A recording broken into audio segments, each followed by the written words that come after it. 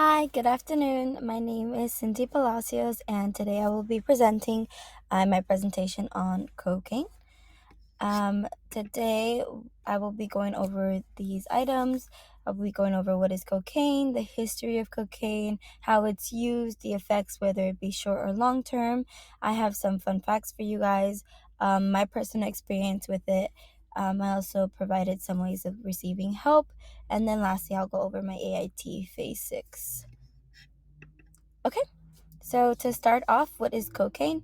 Cocaine is a stimulant that is made by purifying the coca plant into the chemical cocaine hydrochloride. It's kind of funny because the plant looks kind of pretty, at least to me, anyways. So for the history of cocaine, I'm not too sure what year necessarily it was written, but the first description of cocaine used by humans is present in memoirs written by Florentine traveler Armigio Vespucci, and he was born in 1451 and died in 1512. So somewhere around that time was when he wrote the memoir. Um, in 1860, Albert Neumann isolated an active ingredient from coca leaves, which he then named the cocaine. He actually passed away in 1861. So in 1865, Willem Lawson, which was like a coworker of his, determined cocaine's proper chemical formula. And then cocaine in the 1900s was the main active ingredient in tonics and elixirs that were used to treat illnesses. And surgeons actually used it to help patients block out the pain because of anesthesia, weren't wasn't made yet. So how is it used? I didn't really know this, but there's a difference between crack and cocaine. So crack can be smoked in a pipe. I realize that there's other ways to do it, but that's like the most prominent way.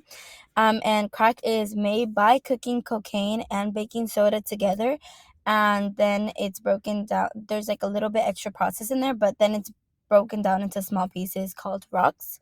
Meanwhile, cocaine can be snorted or it can be dissolved in water and then injected into the vein.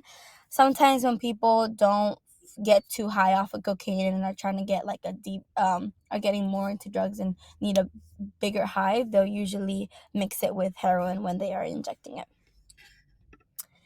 So I wrote down 3 different ways that cocaine affects people. So it affects your heart, it affects your mental health, and it affects your I wrote nasal issues, but I'll get more into that.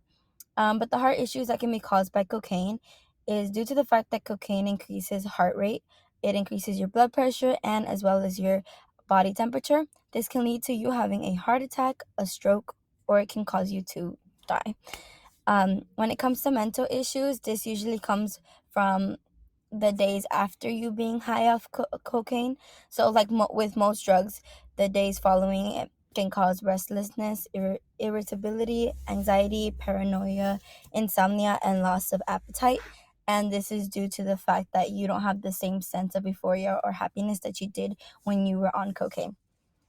When I said nasal issues, I meant to the fact that long-term use of inhaled cocaine leads to respiratory syndrome, and chronic snorting leads to erosion of the upper nasal cavity. I didn't really include pictures of that because it's kind of graphic and it's really disgusting. But basically, it just makes holes in your nose, so it can make it in between both of your nostrils, or it can make it like from like the roof of your mouth and above, which is really kind of gross if you think about it. Okay, so some facts that I have for you guys is that cocaine is so severely addictive that someone can get hooked after trying it only one time. I know that some people are like, "Oh yeah, well cocaine is addictive," but I've always heard people say like, "Oh, I'm only gonna try it one time. It's not gonna be that big of a deal." But with cocaine, it is a big deal, so don't even try it that one time. But also, cocaine was involved in nearly 1 in 5 overdose deaths in 2019, and in 2020, over 5 million Americans reported that they were currently using cocaine, and that counts for almost 2% of the population. So some personal experience that I had with the use of cocaine is nothing that is coming from me directly, but I did have an uncle that started to snort cocaine in the middle of the pandemic. Since people were laid off of work, he started hanging out with some friends, and then those friends were already into cocaine. But everyone has different experiences with drugs. His friends were able to use it off and on and weren't severely addicted to it, whereas my uncle, he got really addicted to it and he was using it every single day. And the coming down and just overall just being high all the time caused him to become abusive to his wife and his kids. He started lying to everyone about his use, about money, about stuff like that. And then he started cheating on his wife, and he started trying to manipulate everyone to make it seem like he was okay when he really wasn't.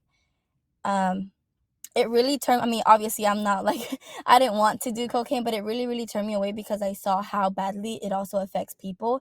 And he literally said that he was going to try it one time and then got addicted to it. So, yeah. I provided a phone number that people can use if they know somebody or if they are personally addicted to cocaine. So this is a national helpline that is free and confidential. It is open 24 hours, 365 days a year. And it provides information and services in English and in Spanish for individuals and families facing mental and or substance use disorders. You're more than welcome to screenshot this and send it to anybody that you think needs it, or if you need it for yourself. It's always good to provide help for those that need it, and even provide help from yourself, even though you might not think that you need it at the time. Okay, moving on, I would like to talk about my AIT. The three different parts of my life that I wanted to talk about was about body, school, and parents. When it comes to body, as I was doing the phases, I realized that as much as I encourage other people to love themselves, I realized that I wasn't necessarily loving myself the same way that I encourage others to do so. Over the semester, due to this class and also other classes, I've started to take care of myself a lot more. I eat healthier. I've started going to the gym, and I've started to like wear clothes that are a little bit out of my comfort zone. In some way push myself to become more comfortable with what my body looks like, even though it doesn't look like supermodels' body. So I've definitely been improving on that. When it comes to school, I realized that because I severely pushed myself when I was younger to be the best that I could be in school, growing like now in college, I kind of not slack off, but it's a little extra hard to give my 100% into school because I'm already so burnt out. Um, but reconnecting to why I wanted to do school and reconnecting as to like what my plans are for myself in the future, I realized that as hard as it may be at the moment, school is only for a little bit of time, and then once I'm done with it, I'm completely done with it. So I've been pushing myself and really encouraging myself to do the best that I can in school, and I'm not beating myself up too much anymore about whether or not I'm the best in the class, because I do realize that we all have different things going on in life, and if I'm giving my 100%, that should be enough for me and those who care about me and are around me. When it comes to parents, I had to think a lot about the past that I've had with them, and I love my parents, I really do, but growing up, I didn't have the best relationship with them, but the negative parts of our relationship is what makes the present so much sweeter. I've really grown into connecting more with my parents, and I consider my mom my best friend now, and we talk about absolutely everything, and it is so refreshing that we're able to communicate now. And just like reflecting on it, it's just kind of like we've come a long way, and it also really encouraged me to thank my mom and to kind of put things into perspective. Like, she put in a lot of effort and she put in a lot of work just as much as my dad did, and now we're here, and now like I'm thankful, and I actually told them that, which was a really nice moment to have shared with them. So yeah. My mission statement is a quote by Mother Teresa, and it says, "Spread love everywhere you go. Let no one ever come to you without leaving happier." Um, I realize that a lot of people have drama in their life, and I personally have like some drama in my life, but I've really been turning my other cheek and really just let it like be like it is what it is. I haven't I haven't included myself in any drama, and I think that a lot of people are bitter, or they're mad, or they're upset, and I feel like there's no reason to add to that. So you can only add happiness to someone, or at least that should be your only goal, because there's already so much to be sad and mad about. It's like, why add more to that? And then also I just feel like it's like extra energy trying to be a negative person or trying to be so petty and stuff. And so I've really just been trying to love on everyone. This is my collage. It represents my life. I have my family here, my best friend, my cousins. I have the flowers that I love. The Dodger game that I went to with family and friends over the summer, which was really nice. I included food too because I just love going out to eat with people. I think that it builds connections, and it's also, I just love food. It's my love language. I put the beach there because I love nature and I love going out. The little pumpkin is a special memory for me, and it's also just shows that sometimes I can be goofy and just enjoy the little things in life.